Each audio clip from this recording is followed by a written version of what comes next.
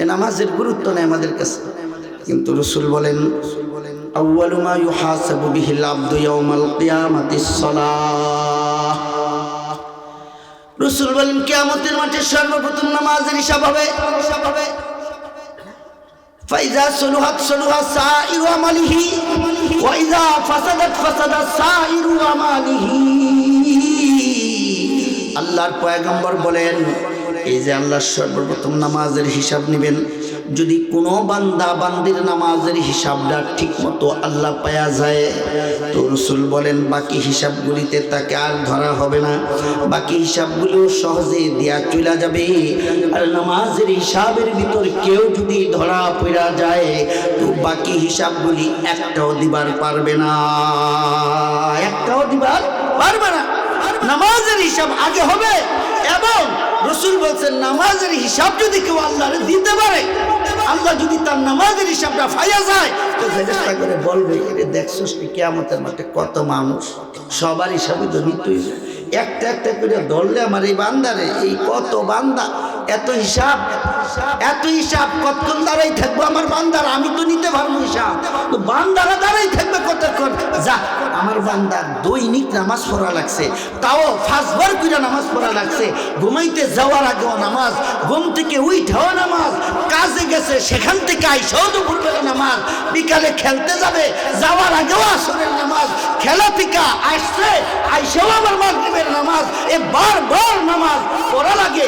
এই নামাজ যেহেতু আমার বান্দা ঝামেলা করে নাই, ঠিক মতো পড়ছে, এত ঝামেলার ভিতর দিয়ে যে 5 ওয়াক্ত নামাজ পড়ছে ঠিক মতো, আল্লাহ ফেরেশতাকে বলবেন যা হজ তো জীবনে একবার, এইটা কি আর ঝামেলা আমার বান্দা? ঝামেলা হওয়ার কথা না। যাকাত পুরা বছরে মাত্র একবার, দৈনিক যে আমল করতে পারে 5 বার করে যে আমল করতে পারে সে বছরে একবারের আমলে কোনো ভেজাল করবে না। সে মাসে পুরা 12 মাসের মধ্যে মাত্র একটা মাস রোজা, এটাও ঝামেলা করবে না। আমার বান্দার নামাজ যেহেতু ঠিক মতো পাইয়া গেছি, আমার বান্দার বাকিগুলো ঠিক হয়ে থাকবো। যা আমার বান্দারে জান্নাত দিয়ে দিয়ে আল্লাহু আকবার। বিহি শাই قال كذلك مثل الصلوات الخمس يمحو الله بهن الخطايا صدق الله مولانا العظيم وصدق رسوله النبي الأمي الكريم ونحن على ذلك لمن الشاهدين والشاكرين والذاكرين والحمد لله رب العالمين سبحانك لا علم لنا إلا ما علمتنا إنك أنت العليم الحكيم সকলে মহব্বতের সাথে নামাজের দুরূদ শরীফটা পড়ি। আল্লাহুম্মা সাল্লি আলা মুহাম্মাদিন ওয়া আলা আলি মুহাম্মাদ কামা সাল্লাইতা আলা ইব্রাহিম ওয়া আলা আলি ইব্রাহিম ইন্নাকা হামিদুম মাজিদ। اللهم بارك على محمد وعلى آل محمد كما باركت على إبراهيم وعلى آل إبراهيم إنك حميد مجيد।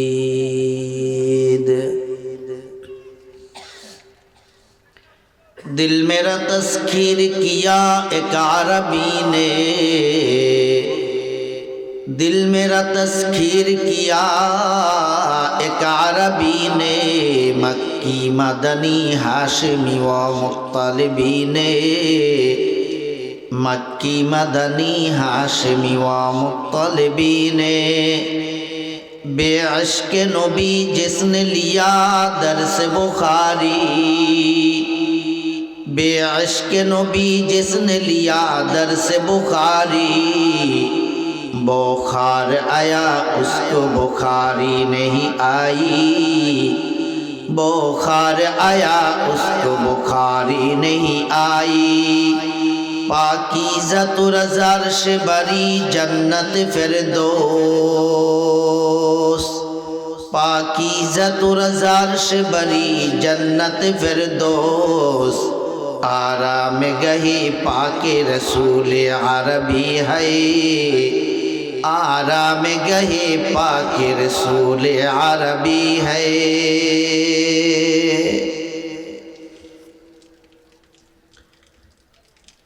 বাণীপুর পূর্বপাড়া জামে মসজিদ কমিটি ও যুব সমাজের উদ্যোগে আয়োজিত 17তম বার্ষিক ওয়াজ ও মাহফিল মুআজ্জাজ মুহতারাম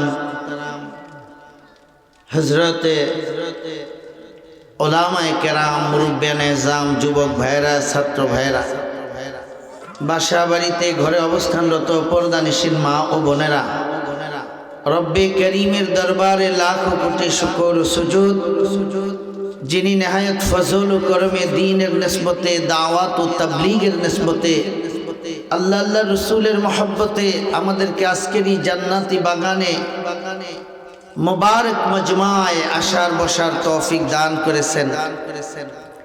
এই জন্য আল্লাহ পাকের দরবারে জবান খুলে কালিমাতুশ শুকর আদায় করি, সকলেই পড়ি আলহামদুলিল্লাহ।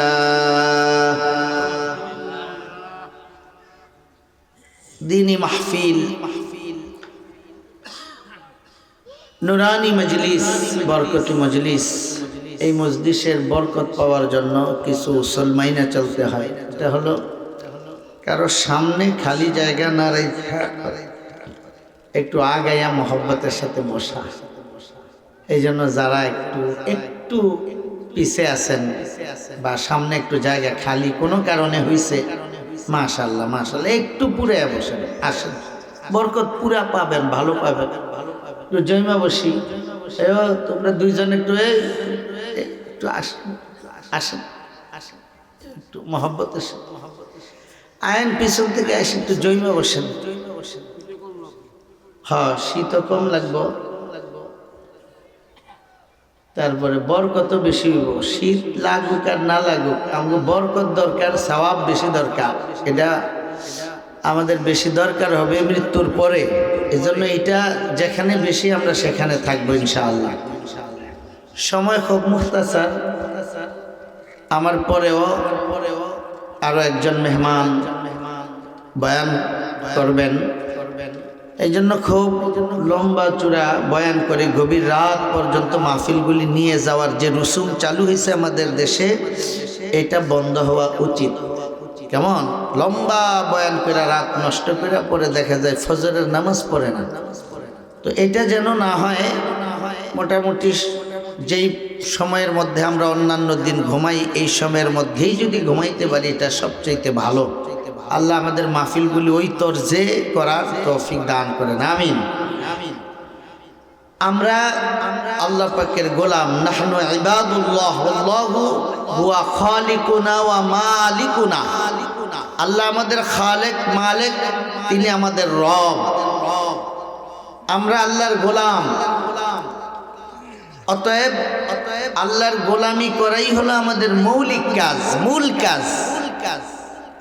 আর আল্লাহর গোলামির আশেপাশে পাশাপাশি যা করব সেগুলি হলো আনুষঙ্গিক কাজ। তো সবচাইতে গুরুত্ব দিতে হবে মৌলিক কাজে, যেটা আমাদের মূল কাজ, যেই কারণে আমাদের দুনিয়াতে আসা। আল্লাহ যে কারণে, যে উদ্দেশ্যে আমাদেরকে দুনিয়ায় প্রেরণ করছেন, আখিরাতের সম্বল অর্জন করা, আখিরাতের জন্য নেকি উপার্জন করা দুনিয়ায়। তো দুনিয়াতে আমাদের আসার মূল কারণ হলো দুনিয়াতে ইবাদত করে আখিরাতে ভালো থাকার জন্য আল্লাহকে রাজি করব, খুশি করব, এরপরে ইবাদতের মাধ্যমে সওয়াবের মালিক হব। তো ইবাদত এটা আমাদের মৌলিক কাজ, মূল কাজ। এটাকে আমরা সর্বোচ্চ গুরুত্ব দিতে হবে। কিন্তু দেখা যায় যে আমরা এই আনুষঙ্গিক কাজকে গুরুত্ব দিয়ে ফেলেছি বেশি। দুনিয়াতে 60, 70, 80 বছর যে যত বছরই থাকি, তো থাকতে হইলে দুনিয়ায় কিছু কাজ কারবার করা লাগে, খাইতে হয়, খানা দানার ইন্তজাম করতে হয়। কিন্তু আমরা আসছি তো খাওয়া দাওয়া করার জন্য না, চাকরি বাকরি করার জন্য না, ব্যবসা বাণিজ্য করার জন্য না। এগুলি আমাদের করতে হয়, এগুলি করা লাগবে। তো কতটুকু করা লাগবে? যতটুকু হইলে ইজ্জতের সাথে মোটামুটি সুন্দরভাবে চলা যায় অতটুকু। কিন্তু প্রতিযোগিতামূলক, অমুকে করছে একতলা, আমার লাগবে 2 তালা, অমুকের 2 তালা, আমার লাগবে 3 তালা, অমুকের 1টা, আমার লাগবে 2টা, অমুকের 2টা, আমার লাগবে 3টা, অমুকে লাখপতি, আমি হইতে হবে কোটিপতি, অমুকে কোটিপতি, আমার হইতে হবে বিলিয়ন মিলিয়ন ডলারের মালিক, রিয়াল দিনার দিরহামের মালিক, অমুকের দেশেই বিজনেস আছে, আমার বিদেশেও বিজনেস লাগবে। এই যে আনুষঙ্গিক কাজে যে প্রতিযোগিতা, এটা অত্যন্ত নির্বুদ্ধিতা এবং অত্যন্ত পশ্চাৎমুখী, যেটাকে বলে। আমরা পিছনের দিকে যাইতেছি এই প্রতিযোগিতা করে, সামনের দিকে আগাইতেছি না। আমাদেরকে সামনের দিকে আগাইতে হবে। আমাদের সামনে হলো আখিরাত, আমাদেরকে আখিরাতের দিকে, আখিরাতমুখী হইতে হবে, আখিরাতের দিকে আগাইতে হবে। আর আখিরাতের দিকে আগানোর জন্য আমাদের যেই কাজ করা দরকার হলো ইবাদতের মধ্যে প্রতিযোগিতা। ইবাদতের মধ্যে এটা মূল কাজ, এই মৌলিক কাজে প্রতিযোগিতা লাগবে।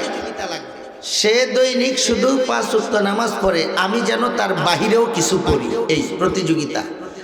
উনি তাহাজ্জুদ পড়ে, আমি যেন তাহাজ্জুদের ছাড়াও আরো কিছু পড়ি। আওয়াবিন আছে, চাষতের নামাজ আছে, ইশরাকের নামাজ আছে, এগুলি সেও পড়ে, আমি এগুলিও পড়ি। তাহলে আমি আরো কিছু বাড়াই দিলাম। ইবাদতের মধ্যে প্রতিযোগিতা, তাহলে কি হবে? আমরা আখিরাতমুখী হব এবং আখিরাত আমাদের সফল হইতে থাকবে।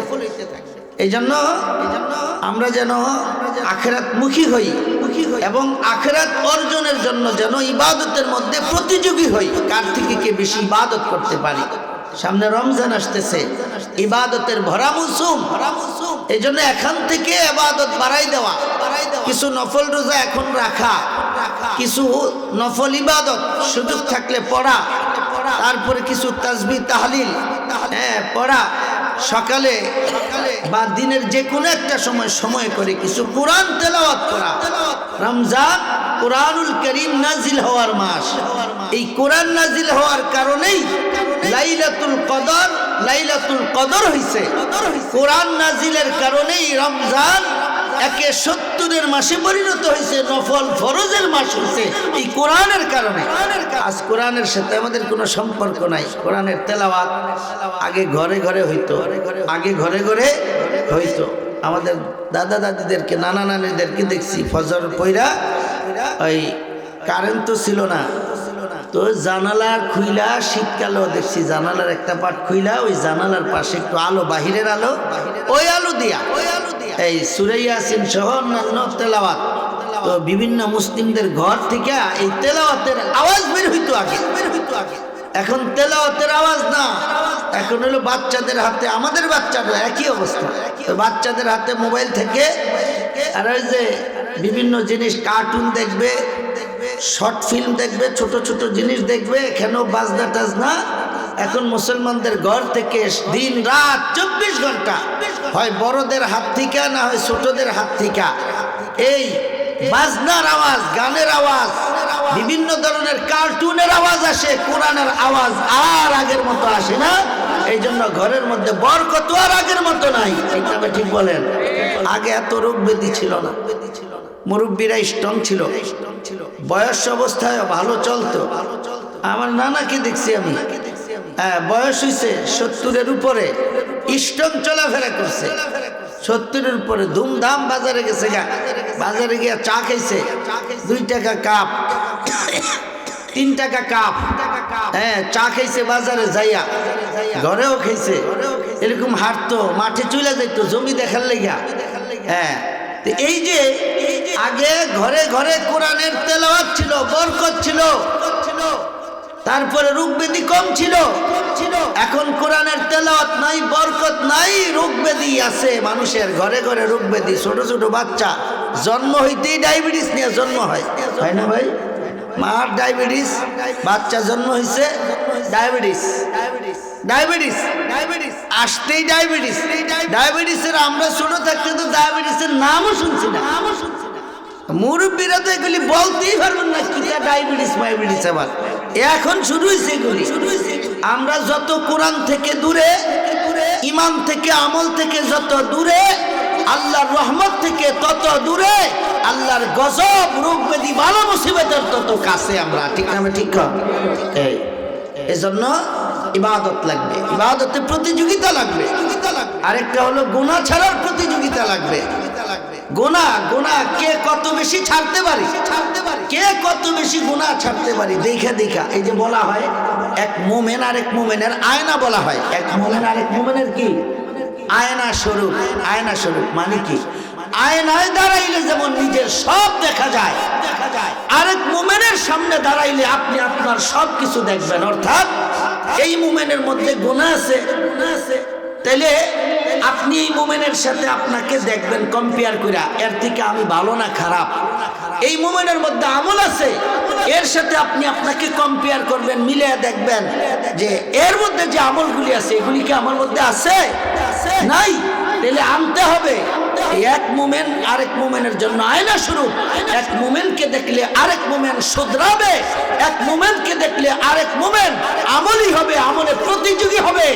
হ্যাঁ, আমলের লাইনে আগে বাড়বে, আগে বাড়তে হবে, প্রতিযোগিতামূলক।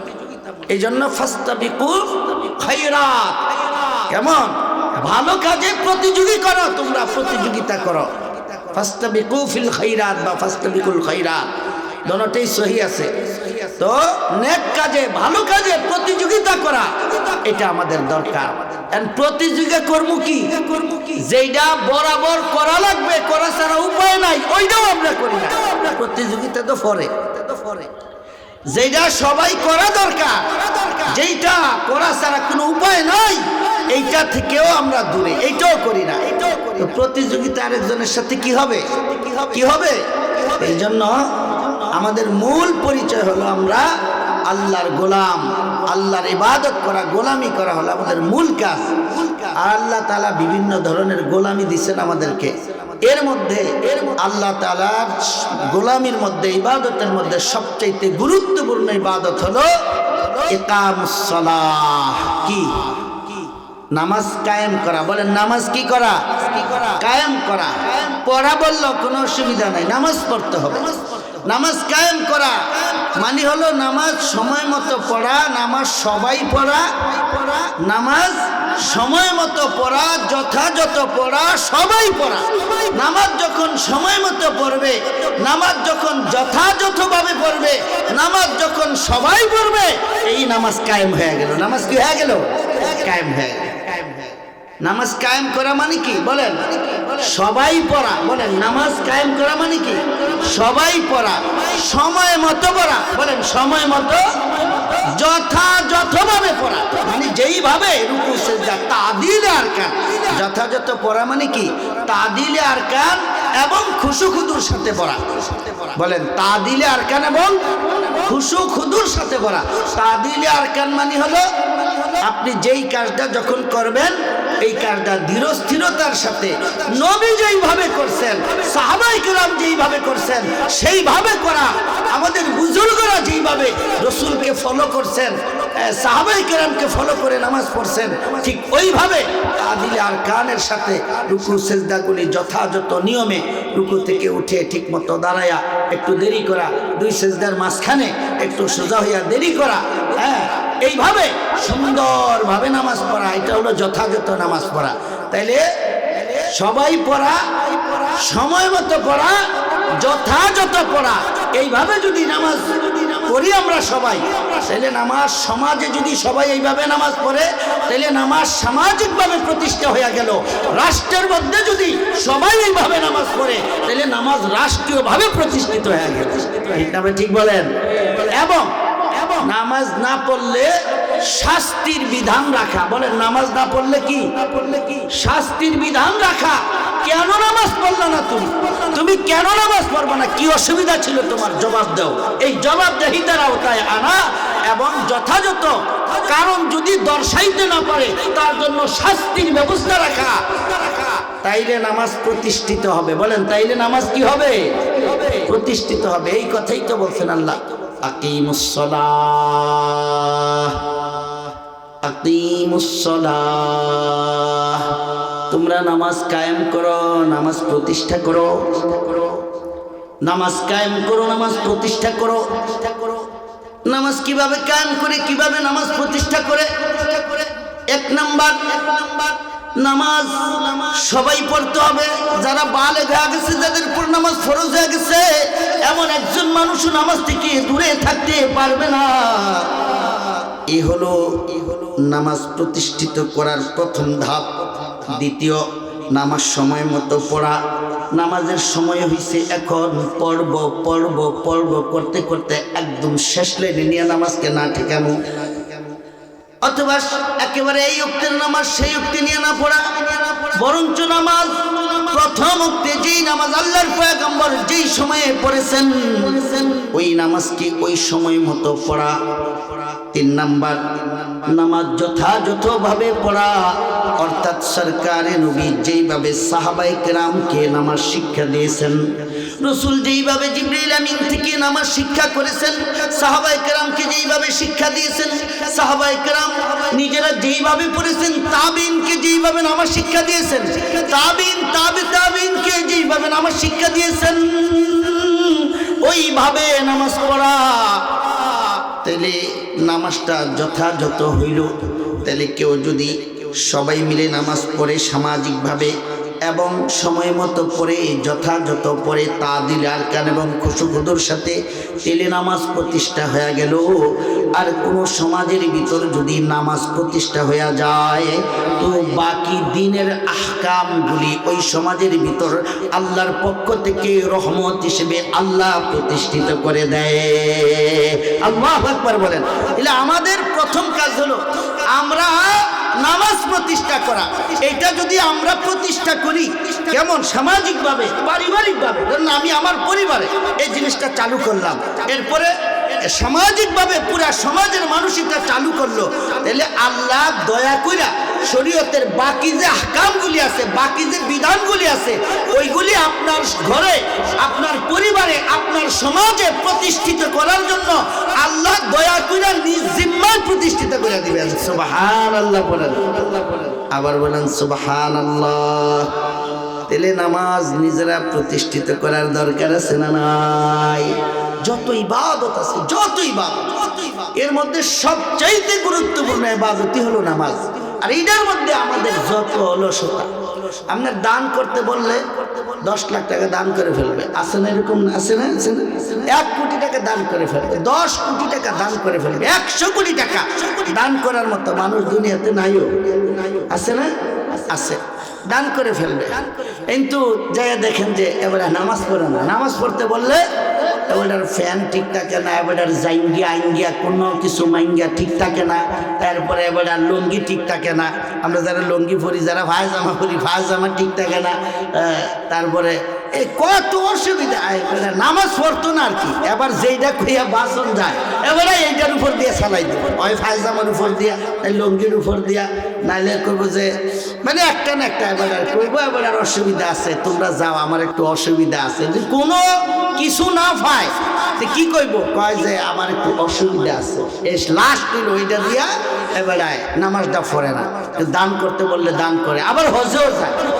হজ করতে বললে এটাও মজা লাগে, তো এটা তো খুব সুন্দর, বিমান দিয়ে যায়, বিমান দিয়ে আইয়ে বিমানমালা করে দেয়, আবার ওই বিমানের মধ্যে ধরেন চকলেট দেয়, তারপরে এই শরবত দেয়, জুস টুস দেয়, কফি দেয়, তারপরে যে হোটেলে থাকে, দেশ দেখে ভ্রমণ করে, মজা আছে তো। এবারে বহু হাজি সাহেব দেখে বিশ্বাস করেন, হজ করতে যাইও 5 ওয়াক্ত নামাজ পড়েন, বিশ্বাস করবেন নি? হজ করতে গেছে এবারে হেনে যাইও, সবাই না, এরকম থাকে, এরকম আছে। তো চিন্তা করেন, এত টাকা দিয়া খরচ করে হজ করতে গেছে, এবারে এই নামাজ ঠিক মতো পড়ে না। আবার অনেকে নামাজ পড়ে, এত কষ্ট করে গেছে, কিন্তু হেরম শরীফে গিয়ে 1 ওয়াক্ত নামাজ 1 রাকাত পড়লে 1,00,000 রাকাতের সওয়াব। এরপর আপনি দেখবেন যে নামাজ হোটেলে ফিরে লাগে, আসেনি? কোন আসেনি? হোটেলে নামাজ পড়ে, আছে না? আছে। এই যে আমাদের অলসতা, শয়তান আমাদের পিছে লাইগা আমাদের দিন ধর্ম সব নষ্ট করে দিতেছে, সব নষ্ট করে দিতেছে। অথচ রসুল সবচাইতে বেশি গুরুত্ব দিচ্ছেন এই নামাজকে, এই নামাজকে সবচাইতে বেশি গুরুত্ব দিচ্ছেন রসুল। দেখেন যখন রসুল বলছেন قال رسول الله صلى الله عليه وسلم বুনিয়াল ইসলামু আলা খামসিন, রসুল বলেন ইসলামের বুনিয়াদ 5টা জিনিসের উপর। কয় জিনিসের উপর? শাহাদাতু আল্লা ইলাহা ইল্লাল্লাহ, এটা হলো ঈমান। এরপরে রসুল যে আমলের কথা বলছেন, সর্বপ্রথম বলছেন ওয়া ইকামিস সালাহ। সবার প্রথমে ঈমানের পরে সর্বপ্রথম রসুল নামাজের কথা বলছেন। বলছেন নি? ঈমানের পরেই নামাজের কথা রসুল বলছেন। এটা রসুলের। রসুল আরেক হাদিসের মধ্যে বলছেন ক্বালা রাসূলুল্লাহ সাল্লাল্লাহু আলাইহি ওয়াসাল্লাম আউয়ালু মা ইউহাসাবু বিহিল আবদু ইয়াউমাল কিয়ামাতিস সালাহ। রসুল বলেন কিয়ামতের মাঠে সর্বপ্রথম হিসাব হবে নামাজের, সর্বপ্রথম হিসাব হবে নামাজের। তাহলে নামাজের হিসাব আগে হবে কেন? কারণ এই নামাজের হিসাবটার গুরুত্ব আল্লাহর কাছে সবচাইতে বেশি। যার কাছে যেই কাজের গুরুত্ব বেশি সে ওই কাজটাই তো আগে সারতে চায়। বিশ্বাস করে কালকে ওই কোটবাড়ি গন্ধমতি এই ভূমি অফিসে ঢুকছে আর কি। আমার একটা পরিচিত মুসল্লি আছে, তো ভূমি অফিসের অফিসারটা আমার পরিচিত। এই হিসাবে মুসল্লি আমার কাছে আপনারা নিয়ে গেলে কাজটা সহজ হবে। ভূমি অফিসেরও খবর তো আপনারা জানেন, জানেননি? এইটি ছাড়া কিচ্ছু নাই, কাগজপত্র সব ঠিক আছে। এরপরও কেন লাইন বেহা হয়েছে, এখানে এমনি উঠছে, এখানে হেডার লগে মিল নাই, তারপরে আপনার এইটা নাই, এইটা সমস্যা হয়েছে, এইটা লাগবো, অমুকের সিগনেচারটা হইছে না, সিগনেচার লাগবো।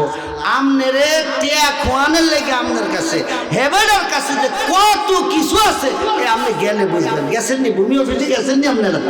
টিয়া স্যারে কিছু সব ঠিক আছে, এর বড় এইটা এইটা লাগবে, এইটা লাগবোই আপনার। এই জন্য মুসলিম কাছে যেহেতু আপনার পরিচিত, আপনারা লয়ে গেলে ভালো। আচ্ছা গেছি, লয়ে গেছি, যে কথাবার্তা বলতেছি, এবার সে আমাকে বলতেছে যে আমাকে ভাই ডাকে আর কি, যে ভাই একটু পরে তো অনেক লোক এসে ভিড় করে ফেলবে, এই প্রথম অফিসে ঢুকছি মাত্র, আপনি আসল যেই কাজটা নিয়ে আসছেন সেইটা আগে করে ফেলি আমরা, এরপরে কথাবার্তা বলবো, চাটা খামো। এই যে আসল কাজটা আগে করে ফেলাই। তাহলে যার কাছে যেটার গুরুত্ব আগে এইটারই, বুঝেন না? আগে এইটারে গুরুত্ব দিয়ে এইটা আগে শেষ করে। তো এইটা বলতেছি যে এই যে আল্লাহ তাআলা কিয়ামতের মাঠে যে সর্বপ্রথম নামাজের হিসাবটা নিব, কেন? আল্লাহর কাছে নামাজের গুরুত্ব সবচাইতে বেশি, এই জন্য আল্লাহ আগে নামাজের হিসাব নিবে। আর এই নামাজটা আমাদের কাছে গুরুত্ব নাই, আমরা নামাজটা পড়তে রাজি হই না। পড়লেও মাসয় করে এই একটা এই উঠতে নিয়ে এরপরে আমরা নামাজটা পড়ি। কথা কর না? ঠিক তবে ঠিক এ নামাজের গুরুত্ব নেই আমাদের কাছে। কিন্তু রসুল বলেন আউয়ালু মা ইউহাসাবু বিহিল আবদু ইয়াউমাল কিয়ামাতিস সালাহ। রসুল বলেন কিয়ামতের মাঠে সর্বপ্রথম নামাজের হিসাব হবে। ফাইজা সলুহাত সলুহা সাইরু আমালিহি ওয়া ইযা ফাসাদাত ফাসাদা সাইরু আমালিহি।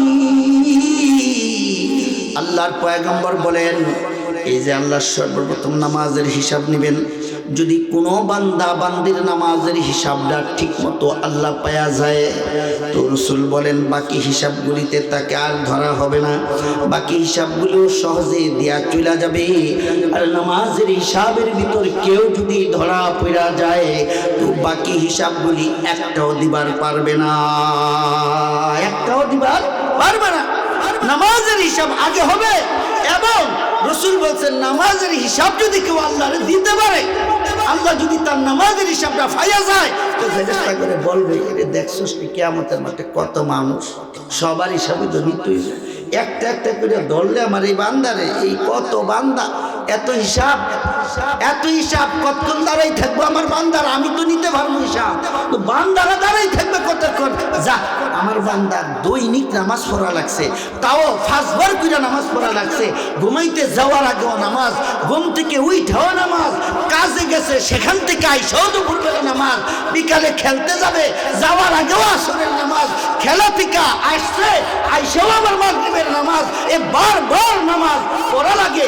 এই নামাজ যেহেতু আমার বান্দা ঝামেলা করে নাই, ঠিক মতো পড়ছে, এত ঝামেলার ভিতর দিয়ে যে 5 ওয়াক্ত নামাজ পড়ছে ঠিক মতো, আল্লাহ ফেরেশতাকে বলবেন যা, হজ তো জীবনে একবার, এইটা কি আর ঝামেলা হইব আমার বান্দা?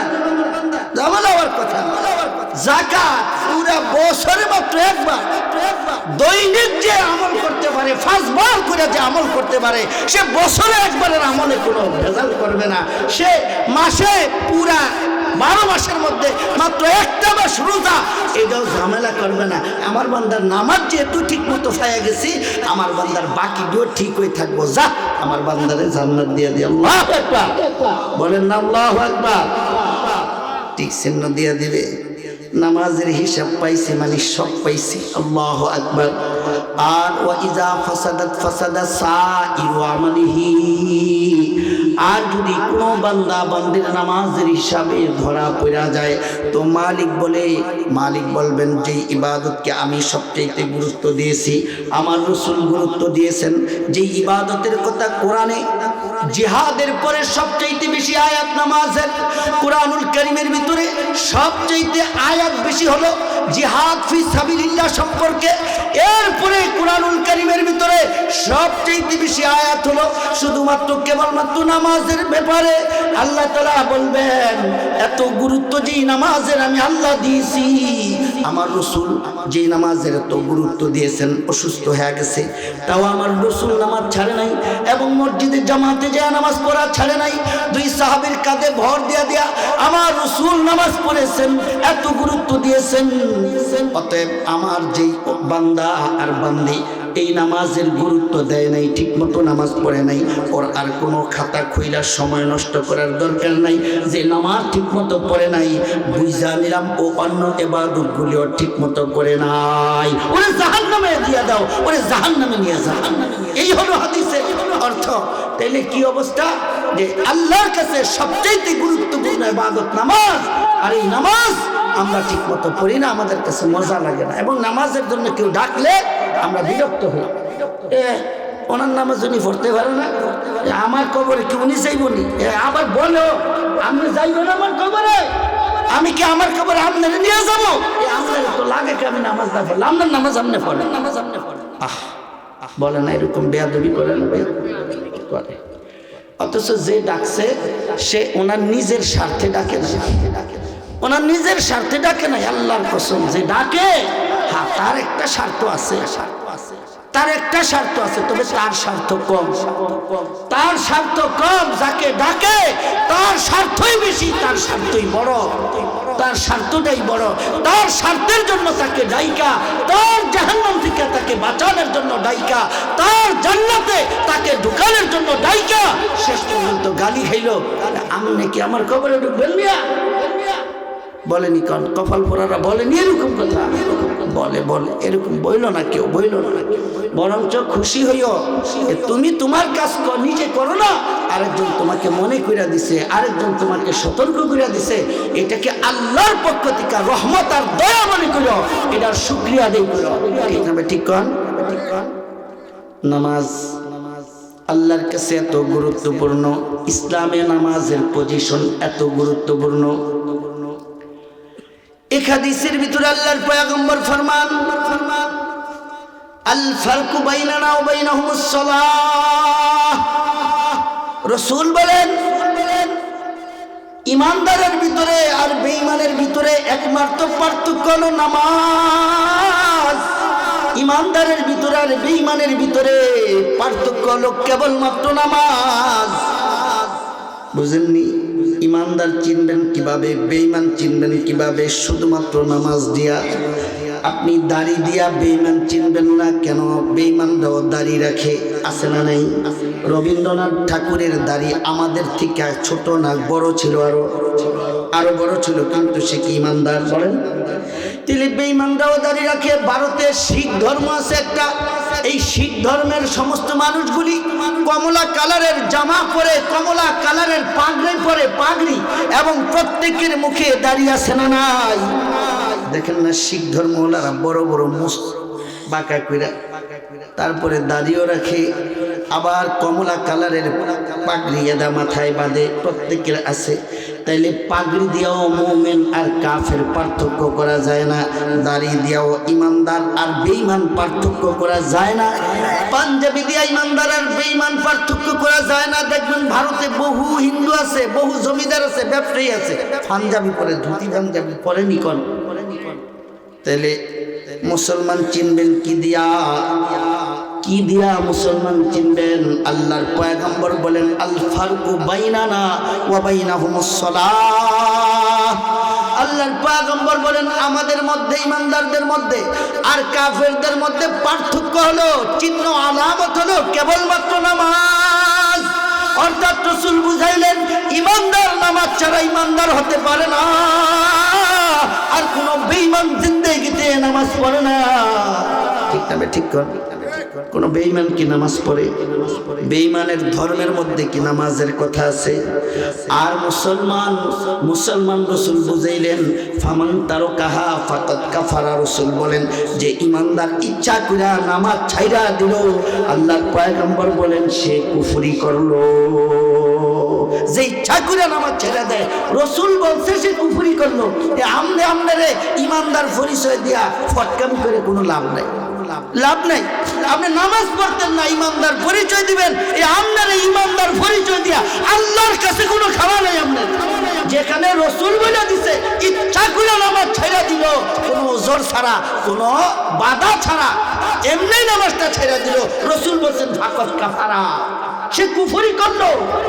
রাসূল কয় কুফরি, আর আপনি ভাবলেন আপনি ইমানদার। খাওয়া আছে কোন? খাওয়া থাকবো কোন? আল্লাহ রাসূল যদি সার্টিফিকেট না দেয় যে এটা আমার উম্মত, আল্লাহ আমার উম্মত হিসেবে আপনি মাফ করে দেন, আপনারে কে মাফ করবো কোন? কে মাফ করবো? যুবক ভাই, কে মাফ করবো তোমারে? তোমার নেতা, যে নেতার কথায় তুমি নামাজ পড়ো না, নেতার ফিসে ফিসে ঘুরো, আরেক বেটার জমি দখল করো, আরেক বেটার বাড়ি ভাঙ্গা দাও, আরেক বেটার ঠ্যাং ভাঙ্গো, যে নেতার কথায় তোমার এই নেতায় তোমারে বাঁচাইবো, আল্লাহর কসম তোমার নেতারে তুমি বিষটাই ভাইতা না। আর যদি পারো তো জাহান্নামে গেলে ভাইবা, অন্য জায়গায় ভাইতা না। কথা কন্যা দিতে হবে, ঠিক কর? তোর কি লাগে? কার ভিসে ঘুরো বেটা? কার ভিসে হায়াত নষ্ট করো? কার কথায় নামাজ নষ্ট করো? কার কথায় আল্লাহর নাফরমানি করো? দরকার নাই, দরকার নাই। এটা নিজেরটা খাইয়া, নিজের আখিরাত বরবাদ কইরা, মালিকেরটা খাইয়া মালিকের নাফরমানি করে আমরা জাহান্নামী হয়, যে তার মতো বেওকুফ, তার মতো বোকা, তার মতো নির্বোধ আল্লাহর জমিনে আর কোনো প্রাণী নেই। কথা কোন? ঠিক হবে, ঠিক কর। এই জন্য নামাজ পড়তে হবে। নামাজ ছাড়া আবার মুসলমান কিসের? হ্যাঁ, নামাজ ছাড়া আবার মুসলমান কিসের? রাসূল বলছেন বেঈমান মুমিন পার্থক্যই হলো নামাজ। নামাজ পড়লে মুমিন, নামাজ পড়ে না। রাসূল বলছেন কাফেরদের সাথে না কাজটা করলো, সে কুফরি করলো। এই জন্য ইমামদের শক্ত ফতুয়া এইটা, এই হাদিসের উপর। কোন হাদিস?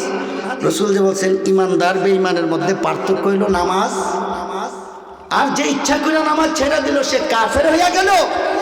এইটার উপরে ইমামদের শক্ত ফতুয়া। আমি শুধু ফতুয়াটা শোনায় দিই, শুধু ফতুয়াটা শোনায় দিই, আপনাদের তো বুঝবেন এই কথার গুরুত্ব ইমামদের কাছে কত কঠিন।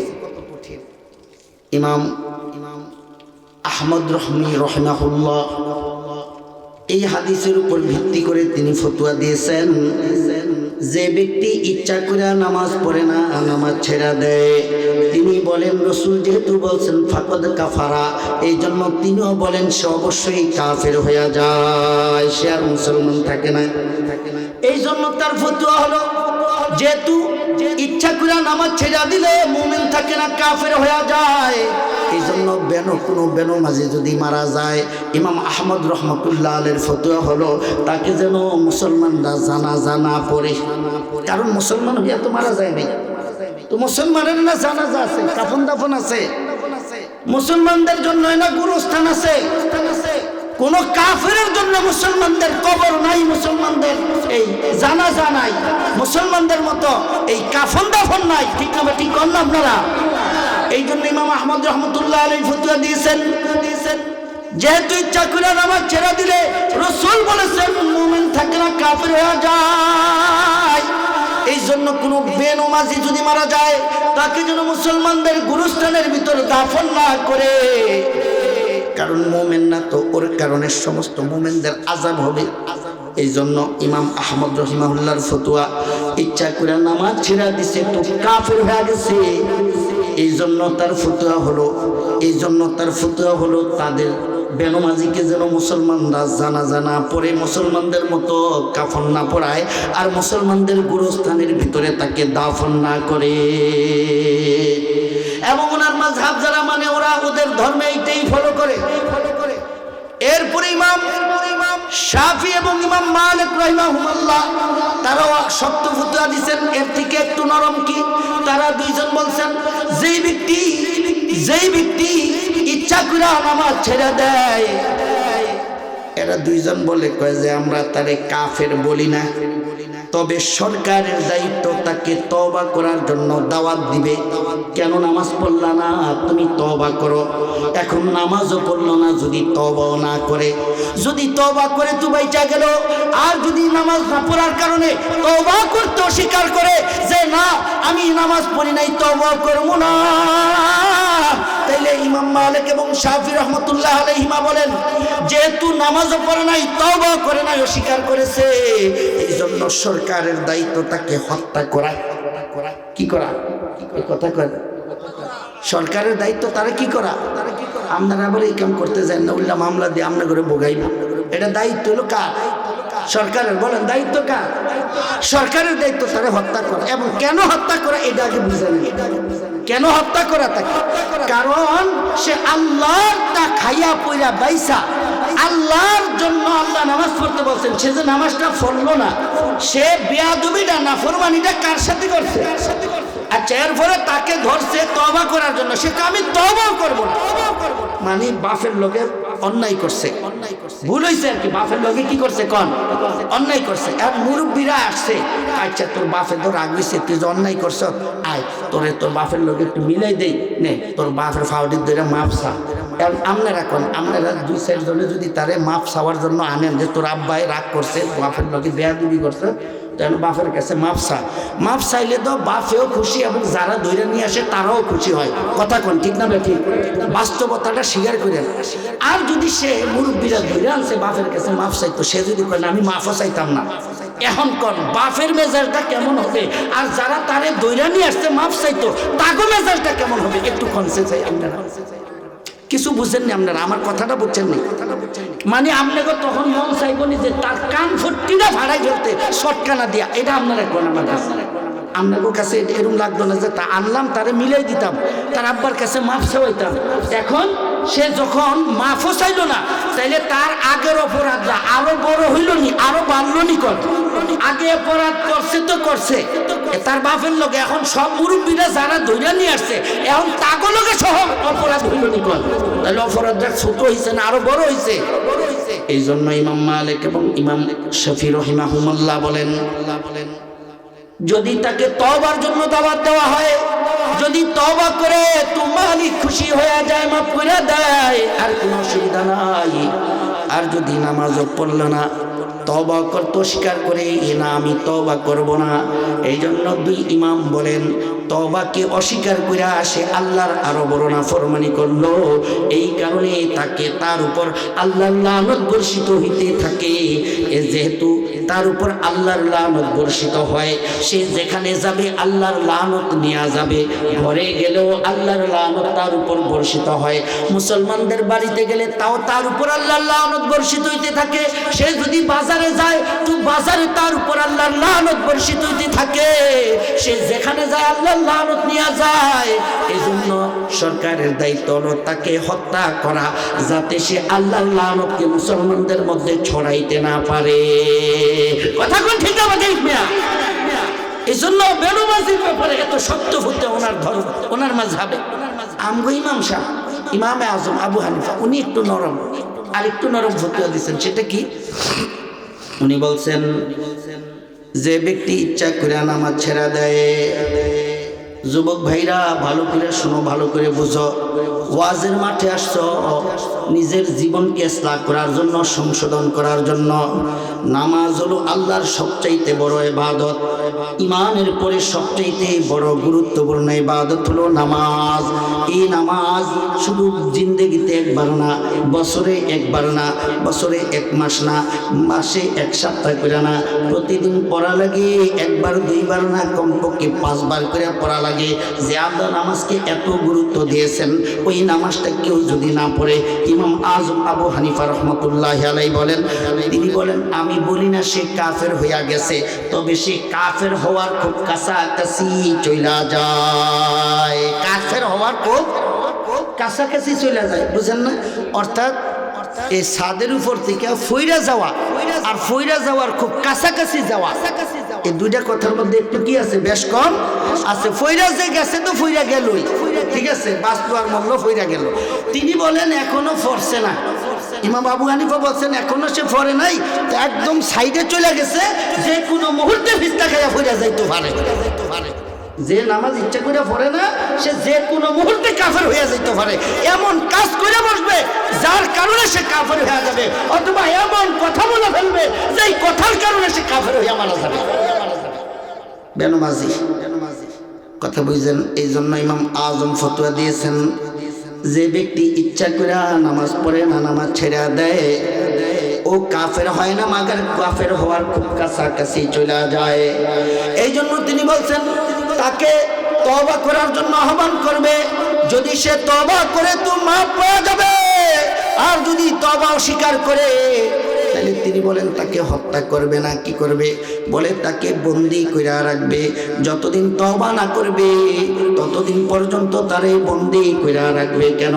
ওই যে ওই একই কারণে, যেই কারণে আগের দুজন বলছে হত্যা করো, কারণ তার উপর নামাজ না পড়ার কারণে, তওবা অস্বীকার করার কারণে আল্লাহর লানত বর্ষিত হইতেছে, আল্লাহর আযাব তার মাথার উপর আইসা থাকে। এখন সে যেখানেই যায় তো আল্লাহর লানত, এই আল্লাহর আযাব আর গজব নিয়েই তো যায়। ঠিক না? ঠিক বুঝেন নাই? একজনের শরীরে যদি ময়লা লেগে যায়, পায়খানার ময়লা লেগে যায়, তাহলে সে যেখানে যাবে এই ময়লা দুর্গন্ধ নিয়েই তো যাবে, কি ভাই? এবং তার এই শরীরের এই ময়লা তার সাথে যে লাগবে তার গায়েও তো লেগে যাওয়ার সম্ভাবনা আছে না নাই? বলেন বলেন, আসেনি?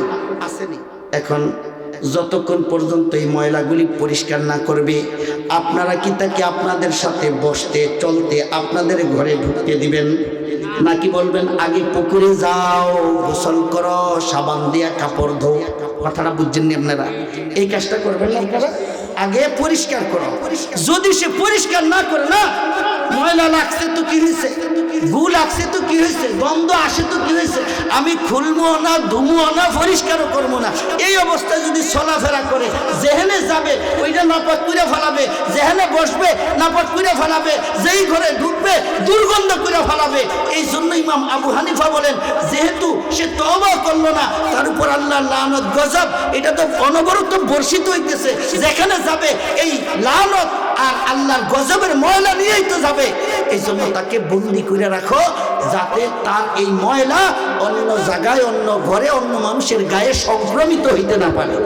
আল্লাহু আকবার বলেন, আল্লাহু আকবার। বেনমাজির ব্যাপারে ইসলামের ফতোয়া কত কঠিন দেখছেন, কত গুরুত্ব নামাজের, নামাজের কত গুরুত্ব, কত গুরুত্ব। এই জন্য রসুল অসুস্থ হয়ে গেছেন, তারপরে রসুলের মুখে একটা শব্দ ছিল, নামাজ নামাজ, সালাত সালাত সালাত, নামাজ। এই জন্য যারা রাষ্ট্র চালায় তারা যদি মুসলমান হয়, তাদের প্রথম দায়িত্ব হলো রাষ্ট্রের মধ্যে নামাজের বিধান জারি করা, নামাজকে রাষ্ট্রীয়ভাবে কায়েম করা। কথা বলেন ঠিক না ঠিক? অতএব যারা এই কথা বলবে যে আমরা ক্ষমতায় গেলে শরিয়া মতো দেশ চালাবো, নামাজ রাষ্ট্রীয়ভাবে কায়েম করব, তারাই মুসলমান, তারাই মুসলমান। ঠিক তবে ঠিক বলেন।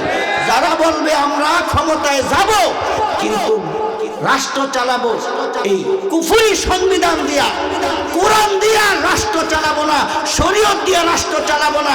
আল্লাহর কসম, দুনিয়ার মানুষ তাদেরকে যাই বলে আসলে তারা মুসলমান না। কথা কোন ঠিক না বেঠে? এই জন্য মুসলমানের কাজই হলো, ক্ষমতা পাইলে আগে রাষ্ট্রীয়ভাবে নামাজ কায়েম করবে। ঠিক না ঠিক কোন? মদিনায় রাষ্ট্রীয়ভাবে নামাজ কায়েম ছিল নি? বলেন বলেন, ছিল নি? রসুল রাষ্ট্রীয়ভাবে নামাজ কায়েম করছেনি? খলিফারা, 4 খলিফারা রাষ্ট্রীয়ভাবে নামাজ কায়েম করছে কিনা বলেন? আমাদের ম্যান্ডেট হবে কি, যে ক্ষমতা আমরা যদি পাই তো কোরআন হবে আমাদের সংবিধান। এই কুফরি সংবিধানকে আমরা জ্বালায়া পুড়ায় ছারখার করে দেব। কথা বলেন ঠিক না ঠিক? এটা হবে মুসলমানিত্ব, এটা হবে ইসলাম, হবে ইসলাম। সুতরাং আমাদের ম্যান্ডেট হইতে হবে এইরকম যে আমরা ক্ষমতায় যাব তো আল্লাহর জমিনে আল্লাহর বিধান কায়েম করব, দিন কায়েম করব, শরীয়ত কায়েম করব, শরীয়তের যে বিচার ব্যবস্থা এইটা আমরা কায়েম করব। তাইলে না মুসলমানের মতো কথা হইল। ঠিক না ঠিক কর? হ্যাঁ। তো নামাজ গুরুত্বপূর্ণ ইবাদত। এই নামাজটাকে আমরা সর্বোচ্চ গুরুত্ব দিব। রাষ্ট্রীয়ভাবেও এই যদি নামাজকে সর্বোচ্চ গুরুত্ব দেয় তো আল্লাহর রহমতের দরওয়াজা খুলে দিবে আল্লাহ। আল্লাহু আকবার কর। আল্লাহর রহমতের কি খুলে দিবে? দরওয়াজা খুলে দিবে। বিশ্বাস হয় না? দেখেন আমার ইসলামী আফগানিস্তানে আল্লাহ তাআলা যেন রহমতের প্রত্যেকটা দরওয়াজা তাকে উপরে খুলে দিতে। ঠিক না ঠিক কর? হ্যাঁ, 40 বছরের উপরে যুদ্ধ বিধ্বস্ত একটা দেশ। রাশিয়া 20 বছর শোষণ করছে, জুলুম করছে। এরপরে আমেরিকা যাই আরো 20 বছর জুলুম করছে, শোষণ করছে, লুটপাট করছে। দেশে একটা গাদ্দার সরকার ছিল, হ্যাঁ, আশরাফ গনি সরকার। বিমান বইরা, ডলার, স্বর্ণ মুদ্রা, এক বিমান বইরা নিয়ে লুটপাট করে দৌড় দিচ্ছে। দেশটা রয়েছে কি আর? আমেরিকায় শোষণ করছে, রাশিয়ায় শোষণ করছে। গাদ্দার সরকার চুইসা চুইসা খাইয়া ফেলাইছে সব। সেই দেশটাকে কোরআন মতো যখন চালাইছে, কোরআনের রাত যখন কায়েম করছে, নামাজ যখন রাষ্ট্রীয়ভাবে জারি করে দিছে, ইসলাম আর শরীয়ত যখন রাষ্ট্রীয়ভাবে কায়েম করে দিছে, আল্লাহ রহমতের দরওয়াজা খুলে দিছে। আল্লাহু আকবার। কয় টাকা লইয়া গেছে আমেরিকা? আমেরিকা রাশিয়া কয় টাকা নিয়ে গেছে? আল্লাহ এমন দরওয়াজা খুলে দিছে। আল্লাহু আকবার।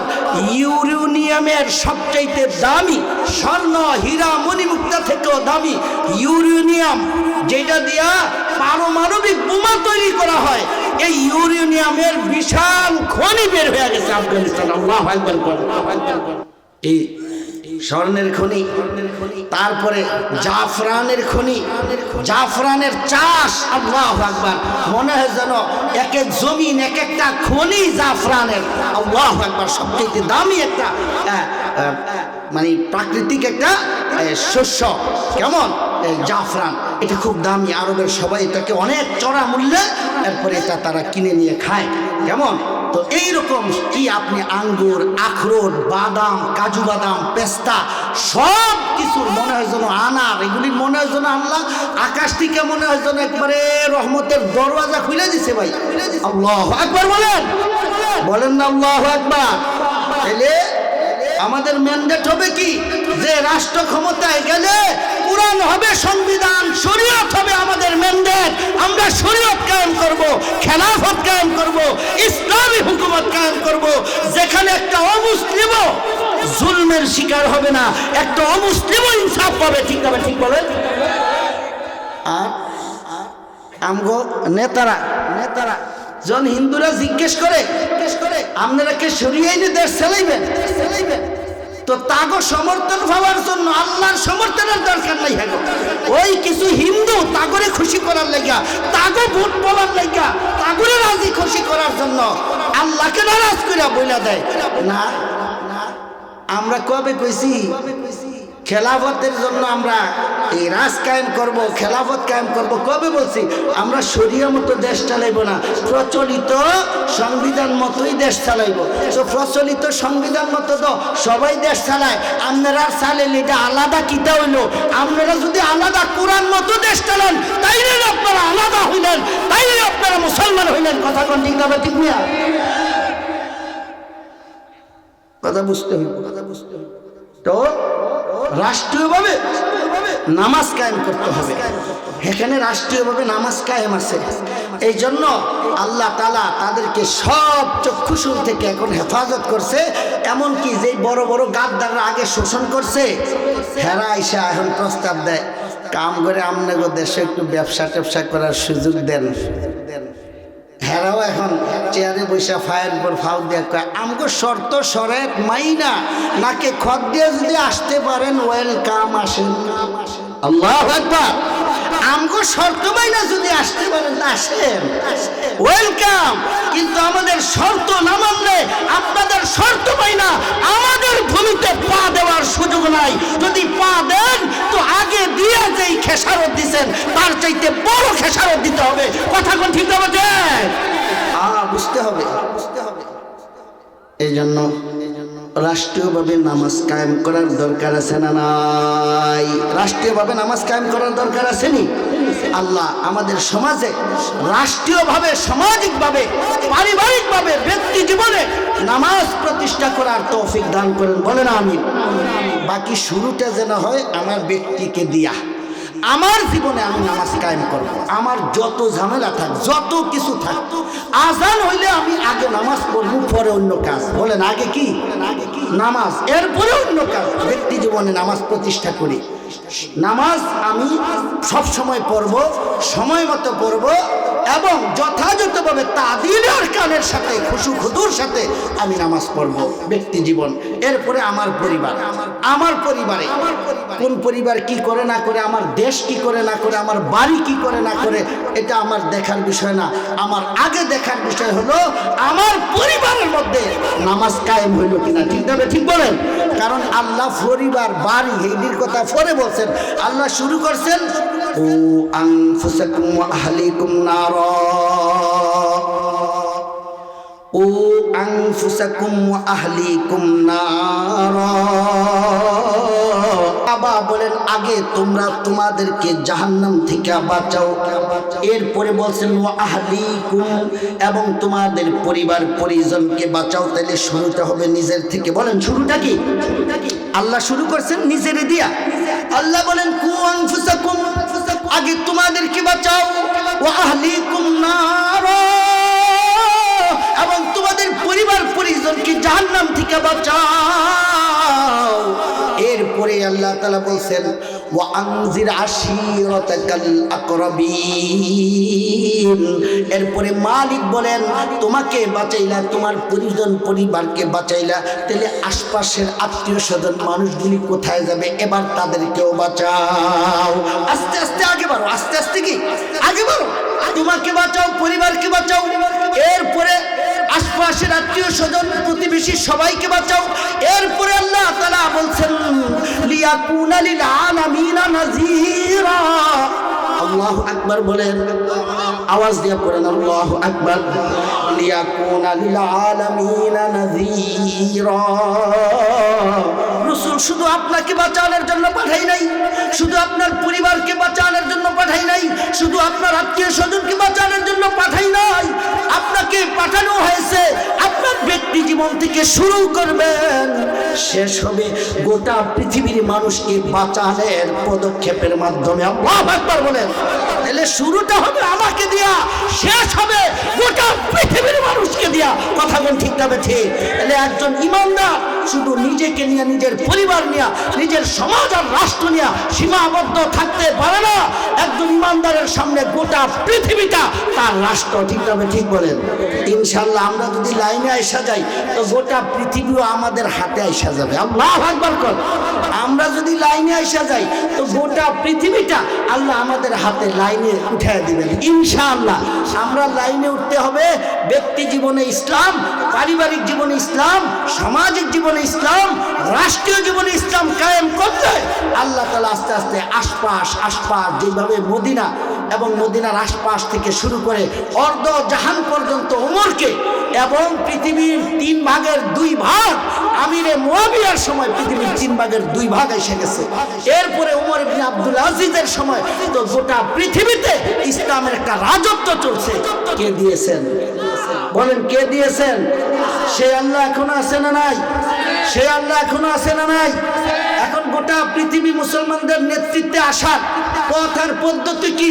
আল্লাহর কসম, আল্লাহর কসম, এই যে গণতন্ত্র ভোটে দাঁড়াইছে, এই গণতন্ত্র, টনতন্ত্র, মনতন্ত্র, এগুলি দিয়া কোনো আল্লাহর কসম ইসলাম কোথাও আসেও নাই, আসবেও না। কথা কয় না, আসেও নাই, আসবেও। বলেন পৃথিবীর কোথাও গণতন্ত্র দিয়ে ইসলাম এসেছে? কোথাও আসবে? আসেও নাই, আসবেও না। পথ আর পদ্ধতি একটাই, আল জিহাদু ফি সাবিলিল্লাহ, আল কিতালু ফি সাবিলিল্লাহ। কথা বলেন ঠিক না ঠিক? আরে কিসের গণতন্ত্র দিয়ে ইসলাম কায়েম করব? হেরা ক্ষমতায় যাওয়ার লাগে এখনই শরীয়তকে অস্বীকার শুরু করছে, ঠিক না ঠিক? আর ক্ষমতায় যাওয়ার পরে ক্ষমতাকে দৈরা রাখার জন্য ইসলামের টুটি সাইফা ধরতেও এরা দ্বিধা করবে না। কথা কোন ঠিক না ঠিক? যারা ক্ষমতায় যাওয়ার জন্য শরীয়ত বাদ দিয়ে লাইছে না, আমরা শরীয়তের কথা কই না, শরীয়ত দিয়ে দেশ সালামও কই না, প্রচলিতদের দিয়ে সালাম।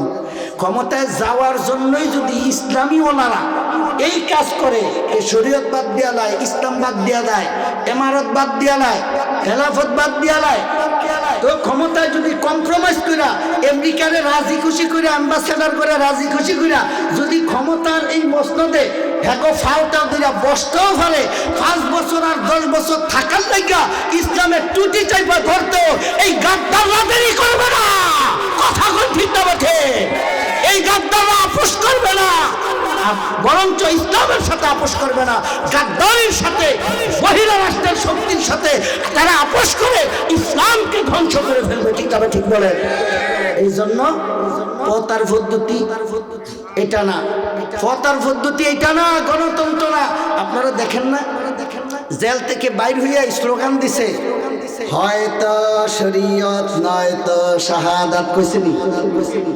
এই কথা কয় না, কইছেনি? জেল থেকে বাইর হইয়া ফুলের মালা দিয়া বাড়িতে যাওয়ার আগে তো রাস্তার ঘোষণা করছে, হয়তো শরীয়ত নয়তো শাহাদাত। কইছেনি? তো এখন যে আমেরিকারে খুশি করতে শরীয়ত বাদ দিয়ে লাউন লাগে, ওই হিন্দু খ্রিস্টান করে খুশি করতে যাইয়া শরীয়ত বাদ দিয়ে লাউন লাগে। এখন আপনার শরীয়ত গেল কই, আপনার শাহাদাত গেল কই? গণতন্ত্র এমন চিজ, এটাতে যে একবার ফাড়া দিবে এটা হারাম। এই হারাম পদ্ধতিতে যে ইসলাম কায়েমের জন্য ফাড়া দিবে তার নিজের ইসলামই থাকতো না, আবার দেশে ইসলাম কায়েম করবো কোত্থেকে? কথা কোন ঠিক না ঠিক? এই জন্য পথ একটাই, আল জিহাদু ফি সাবিলিল্লাহ। ঠিক না ঠিক? পথ একটাই, আল কিতালু ফি সাবিলিল্লাহ। আল্লাহর পয়গম্বর আমেরিকার সাথে কম্প্রোমাইজ করে ক্ষমতায় আসে নাই।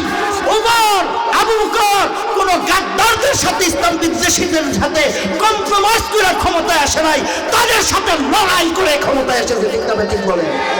আমাদের মুরব্বীরাও যদি, আমাদের ইসলামপন্থীরা যদি ক্ষমতায় যেতে হয়, কারো সাথে ধর্ম দিয়া না, কম্প্রোমাইজ করে না, তাদের রক্ত চক্ষুকে উপেক্ষা করে, তাদের রক্ত চক্ষুকে অর্ধনমিত করে এরপরে ক্ষমতায় যেতে হবে। ঠিক না ঠিক? তাইলে ইসলাম কায়েম হবে, তাইলে ইসলাম কায়েম হবে। আর না হয় নিজের ইসলামই ঠিক থাকতো না। ঠিক না ঠিক? কন জোরে কন, ঠিক না ঠিক? আল্লাহ আমাদেরকে বুঝার তৌফিক দান করেন। ব্যক্তি জীবন থেকে পারিবারিক জীবন, সামাজিক জীবন, রাষ্ট্রীয় জীবন, আন্তর্জাতিক জীবনে ইসলাম প্রতিষ্ঠা করার জিহাদে আমাদেরকে আল্লাহ শরীক হওয়ার তৌফিক দান করেন। বলেন আমিন। মুআজ্জাজ মুহতারাম,